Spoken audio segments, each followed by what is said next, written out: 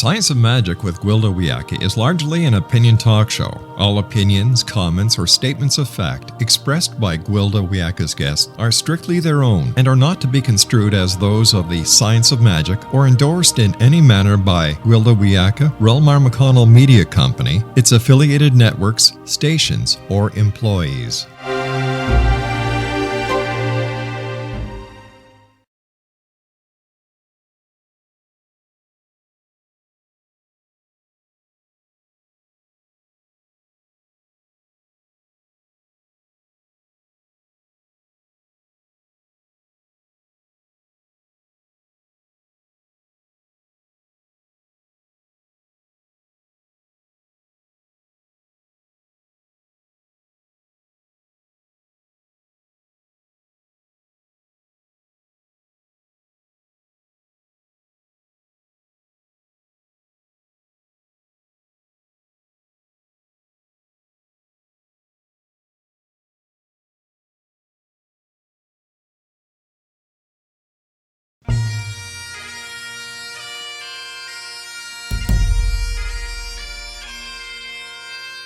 Welcome to the Science of Magic with Gwilda Wiyaka, a program dedicated to uncovering the unified nature of reality and humanity's ever-evolving place as truly galactic beings.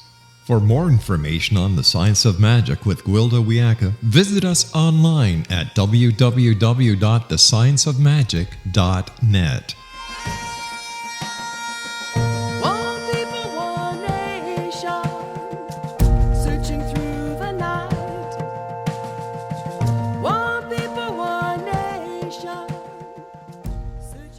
Welcome to the Science of Magic, a place where science and magic come together to transform fact into evolving truth.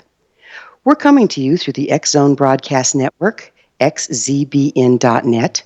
We can also be found on www.thescienceofmagic.net. I'm your host, Gwilda Wiyaka.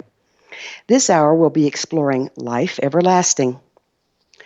I've been more dead than alive most of my life. Not that I'm in poor health. Quite the contrary. Overall, I'm a very healthy person. Let me back up and clarify what I mean by life and death in this particular application. I think of life as this low, very narrow, polarized, segregated bandwidth of frequency that most of the human population consider to be reality. Death is access to and uniting with everything. From my earliest memories, I've been privy to much greater bandwidth than most. Who's to say why? Naturally, I don't remember the incident, but my mother told me I nearly died from pneumonia when I was 6 months old. Maybe it started then, or maybe I just came in that way. When I was 4, my parents divorced. My mother left me with my father and my stepmother on his small farm to go overseas with her new husband. I was very traumatized and very lonely. When my step-siblings would go to school, I'd sit under an ancient cottonwood tree and listen to the meadowlarks sing. An old man used to come sit with me and tell me about the unity of all things. He taught me to talk to the tree, hear the whisperings on the wind, and understand the meadowlark's song. Not far from the farmhouse we lived in was the original homestead. It was a fallen-down house we used for storage. I was in it one day with my stepmother, who was exchanging a box of winter clothes for summer ones. That day I noticed an ancient, dusty brown photograph on the wall of an old man and woman. The man was my friend. I was so excited, I was squealing and jumping up and down as I pointed it out to my stepmother and told her of his visits. He had been the original owner of the farm and had died long before I was born, my stepmother informed me, and proceeded to beat me for lying. Well, the beating didn't stop me from seeing him or visiting with him. I just learned to keep my own counsel. As I grew older, I started to realize that many of the people and animals I could see were invisible to others. My stepmother's lessons stuck with me, however, and I told no one. It might have been her greatest gift to me, as over the years, my silence probably kept me from being medicated or locked in an asylum. When I was 20 and in college, I had a serious spinal injury while competing in gymnastics. A year later, I had to undergo a spinal fusion as the injury just didn't heal. Unbeknownst to anyone at the time, I'm very sensitive to drugs, and to make a long story short, I died on the operating table several times. This incident I do remember. I was floating above my body while the doctors and nurses scrambled to revive me. I wondered, why are they so upset? Couldn't they see me right here in the room? Then I smelled roses, and I saw the opening to a long tunnel. I heard my deceased grandmother and grandfather and my old friend from the farm calling to me from the light at the other end. Memories of my life passed by as I expanded my frequency in an attempt to reach the light and my deceased loved ones. Meanwhile, back on the operating table, they drove electricity into my chest, restarting my heart. I was slammed back into my drug body and knew no more. In the short time I was gone, I had many more enlightening revelations about life and death than we have time to explore here today. But the point is, reality is ever so much more than we've been led to believe. Ever since that time, I've not feared death. I don't look forward to the process, but I'm anxious to rejoin the glory of all that is. My guest this hour has spent the greater part of her current life studying the afterlife. Roberta Grimes is a business attorney who had two extraordinary experiences of light in childhood that prompted her to spend decades studying nearly 200 years of abundant and consistent afterlife evidence. Roberta has a BA in religion from Smith College and a JD from Boston University School of Law. She's the author of numerous nonfiction books, including her hallmark work, Liberating Jesus. She's also written various fiction works, such as her latest remarkable novel, My Thomas. Roberta issues weekly podcasts on webtalkradio.net called Seek Reality with Roberta Grimes, and she blogs and answers questions at robertagrimes.com. I will introduce Roberta and her formidable body of work after this short break. You're listening to The Science of Magic. This and other innovative episodes can always be found on our website, www.thescienceofmagic.net.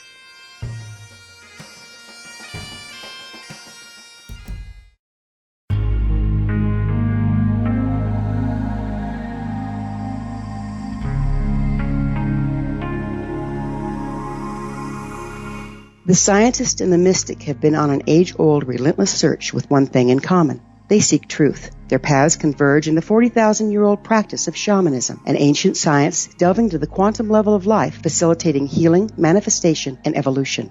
I'm Gwilda Wiyaka, the founder and director of Path Home Shamanic Arts School, a unique Colorado State-certified occupational school, training shamanic practitioners and teachers. We also provide classes for empowering personal lives through shamanism. Our certification classes are in week-long segments enabling international participation, and online classes and long-distance shamanic healing sessions are available. Come discover the science of magic in the limitless world of shamanism. www.findyourpathhome.com.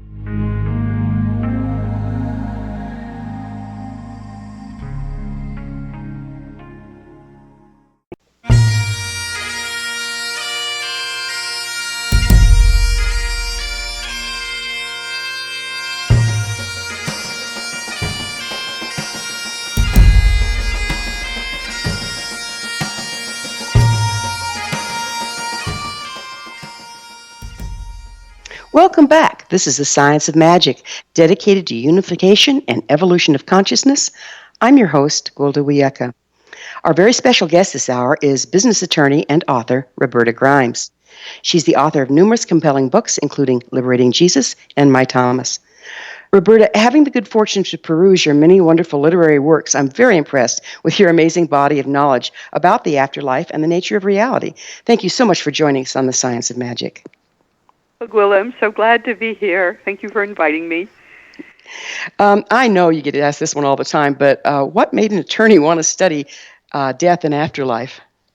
Well, the urge came long before I went to law school. When I was 8 years old, I had an experience of light. I woke up in the middle of the night. I thought suddenly, what if there's no God? I was terrified. I was only 8. And in the midst of my terror, there was a bright flash of white light in the room. You could look at it. It was spiritual light, not physical light. And a voice said, you wouldn't know what it is to have me if you didn't know what it is to be without me. I will never leave you again. Now, when you're 8, everything is surprising, so nothing is. I thought at the time, isn't it handy that if you forget there's a God, they remind you, and I went back to sleep. But that experience is as vivid in my mind 60 years later as it was that next morning. Wow, that's phenomenal, and no doubt totally changed your life. Yes, but you had amazing experiences too. I loved hearing about yours. I think it's important that people know so many people that you see walking on the street have had extraordinary things happen that they don't talk about. Exactly. I think that's why it's so important that we expose ourselves and share so that other people's don't grow, Oh, yeah, into the world feeling so isolated. So, that's Roberta, right. let's play with ghosts and goblins and things that go bump in the night. In my experience, there are spirits of people that have passed but not crossed over. I call these ghosts. There are Yes. spirits of people that have passed and crossed over but come back to help, and I call these helping spirits. Would you speak to this and how to tell the difference? Well, there's a huge difference. First, we have to understand that the way reality is constructed, there are at least 7 levels, major levels, a lot of sub-levels of afterlife reality that exists exactly where we are right now. There's nothing solid, including the material level. And right now our minds are just tuned like a TV to this level. That's why we think we're here. And when we die, we just go to it's like we change from channel 2 to channel 5 and we pick up a whole new solid reality. So it's all right here, which means that all our loved ones have to do is lower their vibratory rate a little bit, and they're right in the room with us. We can't see them, but they're right where we are. So what happens at death is that we begin to raise, as part of the natural process of dying, we begin to raise our vibratory rate. And we're able then to see people we used to think were dead who come for us. This seems to be a universal phenomenon, that the dead will come and take us away. Because doesn't seem to be natural. You don't know when you're a little baby coming out into the world which way the exit is, and so you get forced out. Well, we're sort of lovingly forced back to the greater reality by our loved ones. But the problem is, if during that time when we are newly free of our body and we're at a higher vibratory rate and we can see these folks, if we're distracted by those around the deathbed, oh, he's dead, oh, she's dying, what do we do? And people are upset. You want to comfort your loved ones because you know you're just fine. If you lower your vibratory rate at that crucial moment, you can find it impossible to see your loved ones any longer. They came for you, and you're stuck. You're stuck out of time, and you be stuck that way for hundreds of years. That's what a ghost is. That makes absolute sense to me because what I've experienced when I'm doing bedside helping people cross, which I'm called to do in this line of work, is they start going through some of their past life trauma, the traumas from their actual life. And at first, it's like, well, Winston Churchill says, when you're going through hell, keep going, because it's very Yes. traumatic for the person oftentimes. And really, what's going on is they're revisiting the places that they lost their frequency through trauma during their lifetime on their way back out. And if they can just stay with that, not be called off, not be distracted, then they can cross. And if they don't, they get stuck here sometimes. Is that your experience as well? I'm not expert in fragment, although I know that apparently it happens. I don't know how often the fragmentation of our mind happens, but apparently trauma can do it. And it makes sense that our spirit guides, who love us very much, would be helping us sort of reassemble what we might have lost when we're in the process of getting ready to go. But my study sort of begins at the actual death process, which begins usually within about 24 hours before we actually cross with our seeing our loved ones. And often people at the bedside will see those people who have come for us. Raymond Moody, who wrote a wonderful book in 2010 called Glimpses of Eternity, in which he coined the term shared deathbed visions, because sometimes we can see the people who've come for those we love. That's absolutely been my experience. In fact, I can tell when someone's getting ready to cross because there's a lot of people in the room outside of the ones in physical form. It's a beautiful Yes. time. We've come to fear death, but it's such a gorgeous transition if you can relax into it and be there with a person. A lot of people say, why did you call your book The Fun of Dying? Dying's not fun. It isn't fun to get there, but the actual process, the dead tell us, is thrilling. It feels terrific, and it's fun. And so the word comes from the dead. It doesn't come from me. So how do you access this word?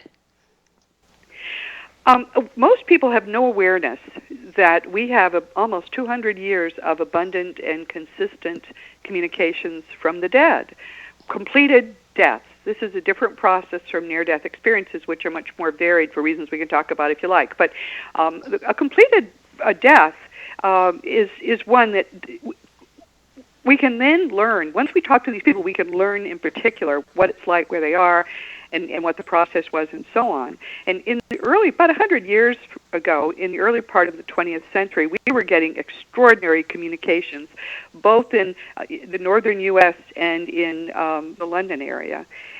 Different people over 30-some years through different mediums. Hundreds of these communications are in print, and I've read them. And if you read them, you find that they all talk about precisely the same set of events, the same physics, the same process, the same things you do right after death, the same nature of God, they tell us the meaning and purpose of life. They're all talking about the same thing. And it would not be possible for them to do that if there wasn't a real afterlife with real, consistent characteristics. So that's what really got me excited and got me to investigate deeper what happens at death. Because we can prove it's real. Otherwise, you wouldn't have so much consistent information and nothing inconsistent. All of those communications.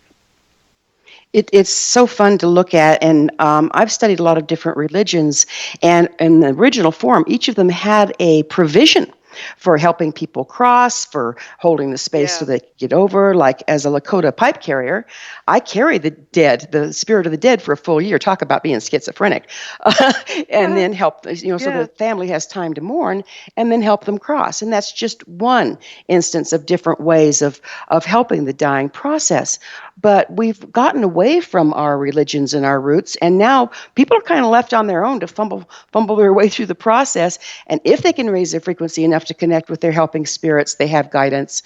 But the ones that get stuck here, get interrupted or whatever, do you find that you can communicate with them? And if so, are they a reliable source of information? Some of them can be communicated with, but they don't know a blessed thing. A lot of them don't even realize that they're dead. Just because they're dead doesn't mean they're smart, right? No, they don't know anything. But in some cases, there are cases where they will spin a good yarn and try to tell you stuff which is not true. So, don't talk to them. The only thing that you can do, and it's very helpful if you're able to contact someone who is stuck outside of time that way, is just simply to say, look around. Do you see anybody you recognize? And typically they will recognize the people who are still waiting for them.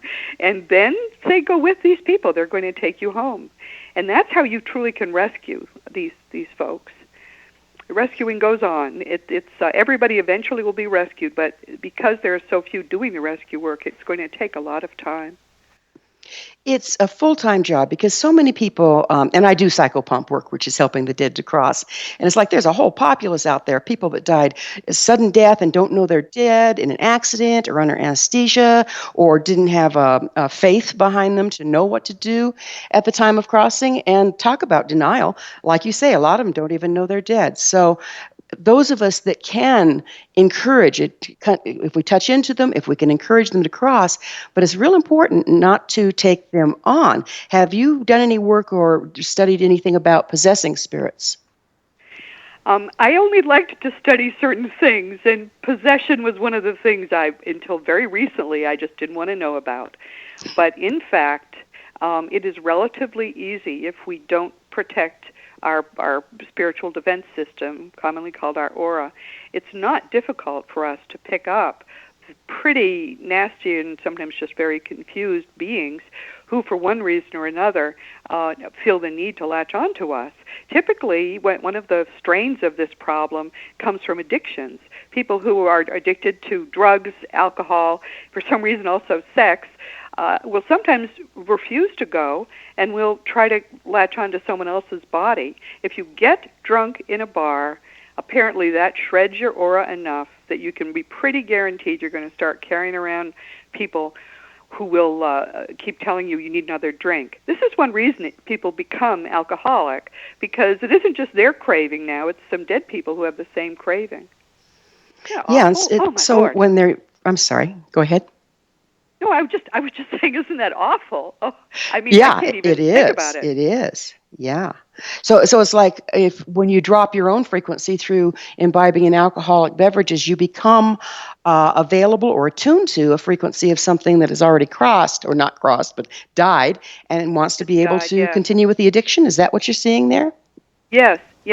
And apparently the process of becoming intoxicated by drugs or by alcohol literally causes holes to develop in our aura. It sort of shreds enough that they can jump inside. If you are maintaining a healthy spiritual aura, it's virtually impossible for a possessing spirit to latch on, or so I'm told. Wow.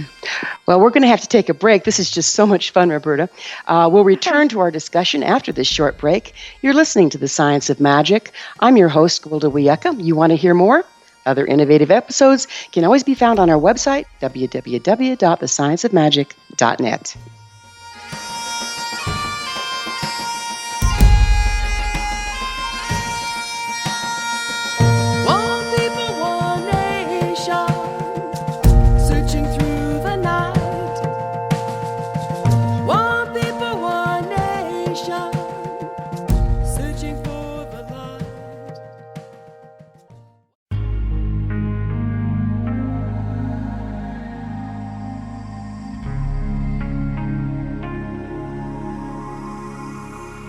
The scientist and the mystic have been on an age-old, relentless search with one thing in common. They seek truth. Their paths converge in the 40,000-year-old practice of shamanism, an ancient science delving to the quantum level of life, facilitating healing, manifestation, and evolution.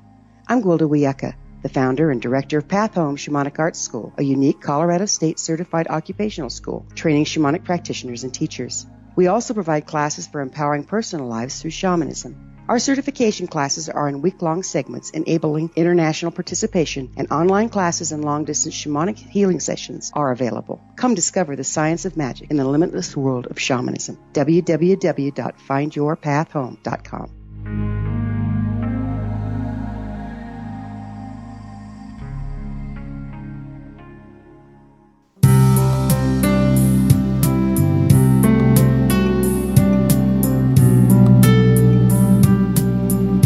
What if Jesus came back now and insisted that we listen to him? How would the world be different if Christians really followed the Gospels? For 2,000 years, we've been practicing a religion. Now it's finally time to get it right. Read Liberating Jesus, new from Roberta Grimes. Meet the Jesus you never knew. Roberta uses afterlife evidence and biblical analysis to prove that Jesus is exactly right. Learning the lessons that he came to teach is the reason we are born at all. Roberta says he has come back now to insist that we actually listen to him so we can begin to use his teachings to unite and transform the world. Liberating Jesus wherever books are sold. Jesus has the answers, and it's not too late. Roberta blogs and answers questions at robertagrimes.com.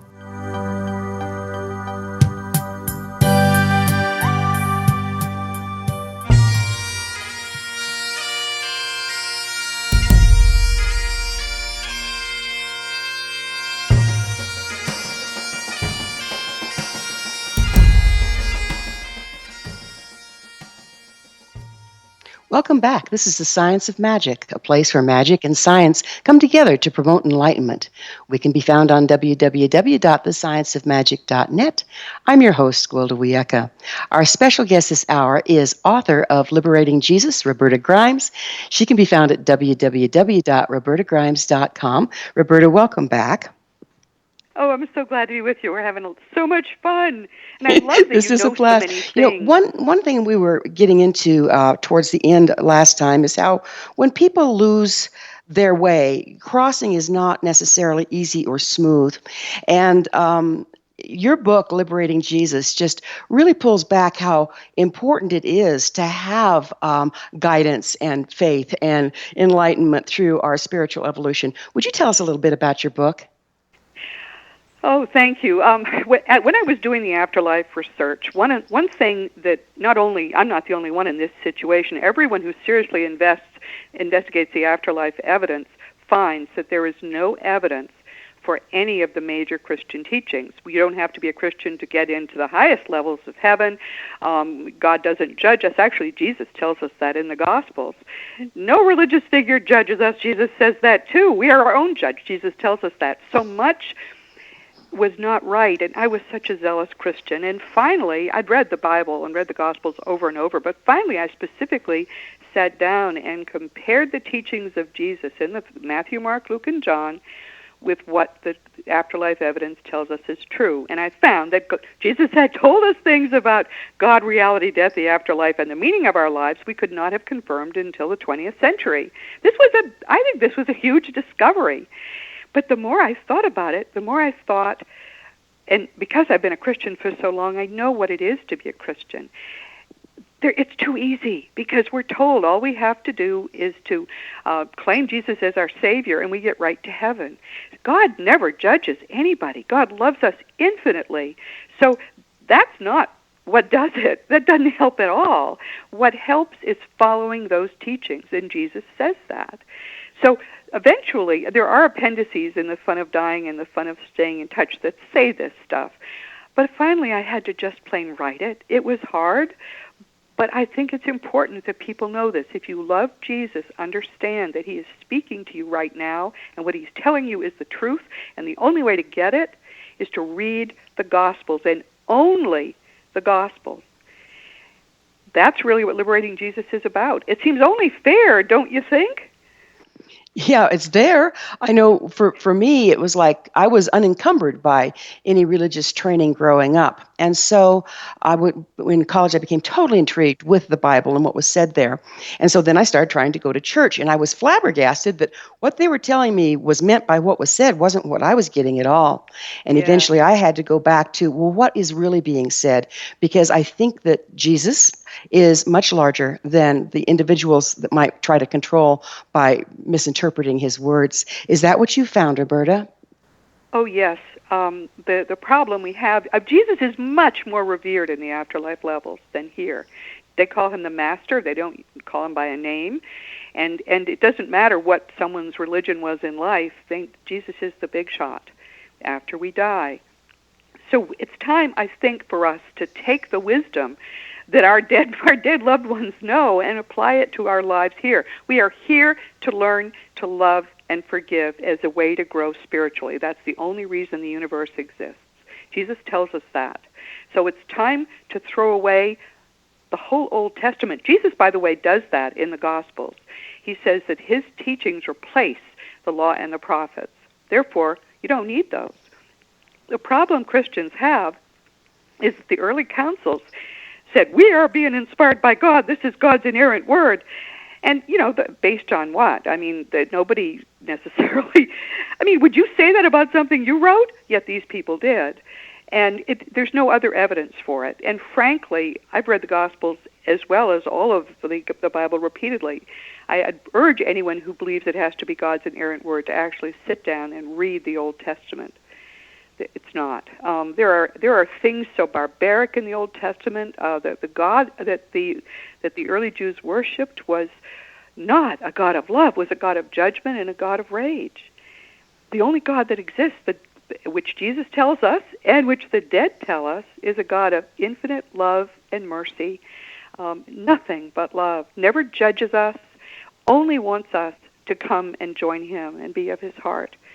And the only way to do that for most of us is to deliberately learn how to love and forgive. That's why my next book will be The Fun of Growing Forever. It'll be out next year, and it will talk about how to use the Gospels, just the Gospels, and modern life to really ace this lifetime and make yourself happy in the process. And Gwilda, the amazing and wonderful thing about it is if enough people live this way, we can have what God promised through the Gospels, which is God's kingdom on earth. It doesn't take all of us. It only takes a few people, maybe 10 or 15% of the world's population, strictly following those Gospels, and all of humanity will change. You don't need to go fight ISIS. You don't need to do anything else but change yourself. That's where change begins.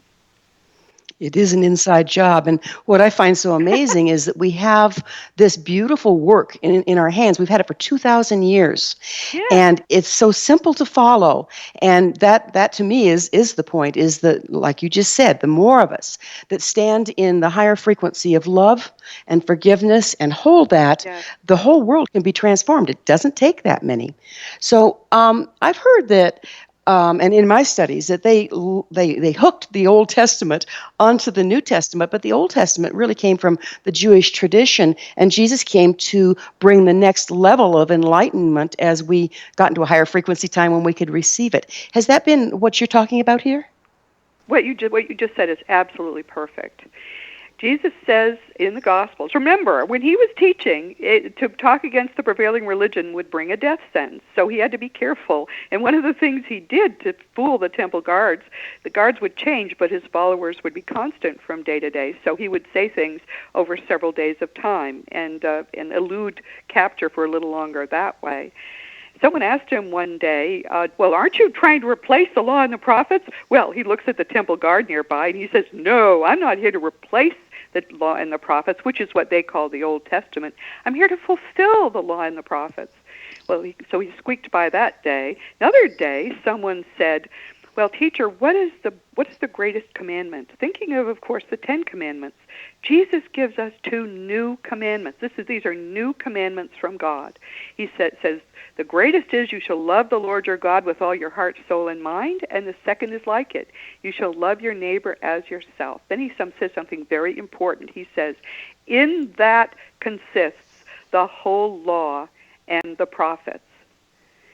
So at that moment, he said, when you're going to build my scripture, do not include the law and the prophets. I have fulfilled the law and the prophets, and I have replaced them with God's law of love. And Christians just don't think about it that way. But that's true. That's what happened. I mean, when I speak to Christians who are insistent on the dogmas, I say, okay, I think you should believe whatever comforts you and makes you happy. But since you believe Jesus died for your sins, doesn't it seem only fair that you actually read his words? I mean, if he didn't mean them to be read or heard and followed, he wouldn't have had to even have said a blessed thing if all he did was come to die for our sins. Just shows up, says, okay, here I am. I'm the sacrifice. Where's the cross? Let's get this done. That's all he would have had to do. He wouldn't have had to rise from the dead either if that were all he was doing. This is just so fun, Roberta. Again, it was gone so fast. We're going to have to take another short break. We'll be back on the flip side of this break. You are listening to The Science of Magic. Our theme song, One People, One Nation, is from the Winds of Time album by my musical group Starfire and can be found on iTunes.com, cdbaby.com, Amazon.com, and my website, GwildaWiyaka.com.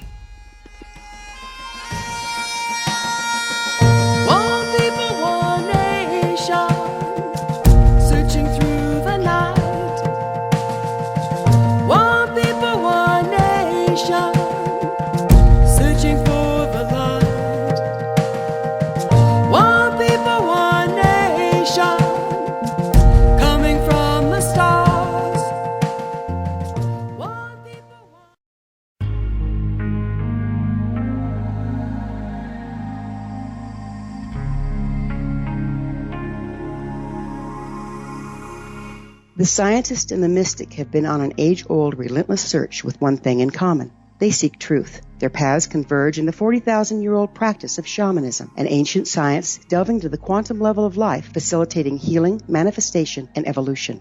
I'm Gwilda Wiyaka, the founder and director of Path Home Shamanic Arts School, a unique Colorado State-certified occupational school training shamanic practitioners and teachers. We also provide classes for empowering personal lives through shamanism. Our certification classes are in week-long segments enabling international participation, and online classes and long-distance shamanic healing sessions are available. Come discover the science of magic in the limitless world of shamanism. www.findyourpathhome.com.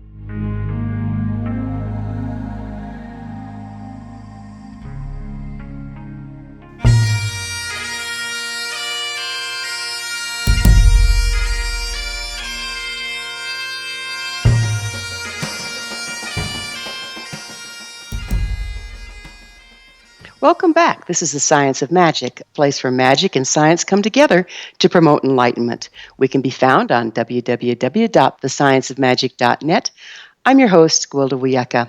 Our special guest this hour is business attorney and author Roberta Grimes. You can find Roberta at www.robertagrimes.com. Roberta, we were talking about how, and I love the way you put it, if all Jesus had to do was die for our sins, he wouldn't have had to spend all that time dancing around the palace guard and teaching. And I think that that's a really, really important point for all of us to focus on at this point, is that there is no replacement for personal processing, personal spiritual growth, and personal development. Would you speak to that a little bit? Well, Jesus himself tells us this. He says things in the Gospels that otherwise would be inexplicable and even cruel. He says that to him who has, more will be given, and he'll have an abundance.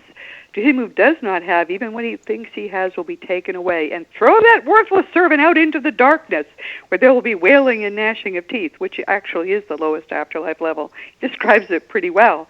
But that doesn't make sense to us, does it, unless we understand that what he's talking about is spiritual development. If we have more, we will grow more and more and ever more until we have achieved the level of the source eventually. If we are not paying attention to our spiritual growth, but we think we got a little bit, there's no holding still. You go ahead or you fall backward. And he warned us about that, and that turns out to be true. So the most important thing that we can do by far with this lifetime is to use everything that happens in our lives, especially the negative stuff, as opportunities to learn to better love and forgive. Not only does that make us happy now, much happier than any other process does, but it also helps us to raise our own spiritual vibration, so we'll achieve a higher afterlife level where there's even more fun and better snowboarding. But the other thing it does, too, is transform us and make us part of that army of people transforming ourselves internally so we can transform the world. Beautifully put. Beautifully put. It's in my Celtic tradition. In my Celtic teachings, my teacher told me that what creates evolution is being able to dance the joy and sorrow sine wave. In other words, taking them both in equal measure. And I think Jesus really demonstrated that through his life, that no matter what went on, he used it to evolve as an example for us. Is this the way you're seeing it? Yes, of course he understood that everybody needed to be reached individually. So he taught the same basic truths in many different ways. And you can see in the Gospels how he was really interacting with different people as he taught it. I mean, for example, he was teaching us the fact that our minds are powerful, which the Christians call faith, but it's really your mind is powerful. When someone touched the hem of his garment, he turned and said, "Power went out of me. What happened?" And a woman said, "Oh, I just was healed." And he said to her, "Daughter, your faith has healed you. Go in peace." He said this over and over again, that it was our own minds, our own faith, our own selves really that had done the healing. He said, toward the end of his life on earth, he said, "All these things I've done, you'll do, and greater. But you'll do it as you develop your mind, as you develop your spirit." And so it is just so important that we make that first in our lives. That if anybody who is a Christian who does not put living in a way that helps us better love and forgive foremost is not a follower. As Jesus said, if you hold to my teachings, you are really my disciples. That's true. Not people who say, "Well, I got my get out of hell free card. I told Jesus I was taking him as my Savior. Now I don't have to do another blessed thing. I can just live my life however I like." That's not what Jesus said. That's not a good teaching. So we are trying freshly in 2016 to begin to help people to follow Jesus in a way which is going to be productive for them, productive for the world. His life was an amazing example of the path to follow to evolve spiritually. Everything he did seemed to be directed towards evolution of spirit, evolution of frequency, and Yes. What a living example. Roberta, do you hear him? You sound like a person that walks with him right by your side. No, I only heard him when I was writing the book. And writing the book was really not my idea. I have prided myself all my life with the fact that I was not psychic. I'm an attorney, and I'm a dry researcher, and the facts, ma'am. That's all I want. So it was kind of a shock to discover when I'm in almost 70 years old that actually I've been channeling all my life, and all the books that I've written have really been channeled. I accept that now, but it was kind of a shock to the system. I thought I was a lot smarter than I actually was. They kind of slid that one in on you, did they? They did. But the glorious thing is, this is something I signed up for before I was born, and everybody listening has a life plan, signed up to do things before you were born. And the glorious thing is when you really meet your spirit guides, when you begin to follow their counsel more closely, and we all travel out of body when we sleep and meet with our guides and our dead loved ones and stuff. So we're already being counseled. But when you make it a closer walk with your spirit guides, it allows you to do so much more of what you plan to do, and that feels really good. You're in the zone of exactly where you're supposed to be. That is such a sweet place to live, isn't it? Is doing what you need to be doing in any given moment. It's like truly living. And when you step off that path, which is what I consider to be sin, when you're suddenly not doing what you need to be doing in any given moment, things just go to heck in a handbasket. So it's so important, isn't it, to stay on that path? Yes. And it's the only way to be happy. We think material things will make us happy. They won't. Jesus says, seek first the kingdom of heaven, and all these things will be added to you. And frankly, you won't want them anyway, because it feels so good to be in that zone of God's perfect love and acceptance. That's where you're happiest. That's where everybody's happiest. And really, that's where we belong, isn't it? Yeah, it's coming home in the most ultimate way. And we're here for such a short time. Our minds are eternal. We never began, we never will end. And we're here for just a few minutes. So this life is really not important. And as Jesus says, the first will be last. Those who think they have really aced it here and they've achieved all kinds of success, when they get there, they'll find that the people who are far more developed spiritually will be the street sweepers, perhaps, or people that they disdained. You don't get to take with you anything, any of the acclaim you get on earth. You only get to take your own spiritual growth. My grandmother used to say, shrouds don't have pockets. That's true, but there is a little bit of something that is not true. They say you can't take it with you. If you have achieved sufficient spiritual growth, what we find, what the dead actually are surprised to tell us, is that there's something they miss from the earth, some little trinket, some book, something. They just turn around and there it is in their house. So they're taking with them material things, which, it's surprising what people want to take, but it all is there. I think because our houses, which we have for a time, for as long as we want them, our houses are a way to help us get past the sense of loss that we might otherwise feel in having left the earth. And so if there's something else that you kind of wish was there, it's going to be there for you. That's so reassuring to hear that. Roberta, it's been absolutely magnificent. Where can we find your books? They're available everywhere. They're available in all the bookstores and, of course, on Amazon.com. And my website is robertagrimes.com. You can find them through there as well. Perfect. Roberta, thank you so much for being with us. This has been The Science of Magic. Remember, you can always listen to this and other thought-provoking episodes on our website, www.thescienceofmagic.net. Until next time, dear ones, may you be blessed with knowledge and comforted with love.